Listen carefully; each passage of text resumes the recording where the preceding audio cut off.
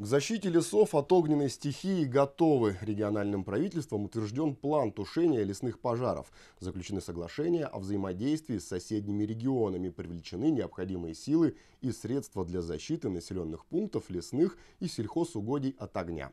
О работе профильных служб в предстоящий пожароопасный период шла речь в Доме правительства. Согласно многолетним наблюдениям, самая горячая пора в прямом смысле этого слова приходится со второй половины апреля до середины мая. Пик горимости пришелся у нас на период с 15 апреля по 1 мая. Самое тяжелое время было для нас. Всего за прошлый год у нас возникло 584 лесных пожара. Огнем пройдено почти 7000 гектаров.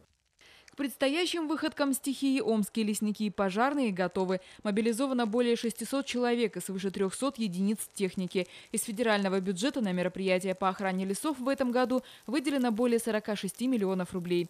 Но людская небрежность по отношению к природе сводит на нет все усилия лесных защитников. Люди едут на пикники, пренебрегают элементарными правилами безопасности.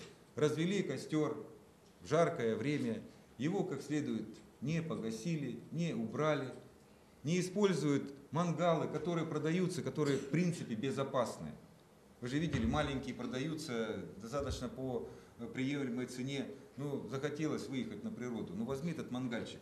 Помогает мониторинг лесных территорий из космоса, а также с помощью наземных видеосистем и средств авиации. По договору с Сибирской базой охраны лесов защищать от опасности наши зеленые массивы готовы 15 парашютистов-десантников. В ближайшую неделю лесные инспекторы проверят соблюдение правил пожарной безопасности организациями, пользующимися лесными ресурсами. К административной ответственности уже привлечены 26 руководителей. Сумма штрафов – 92 тысячи рублей.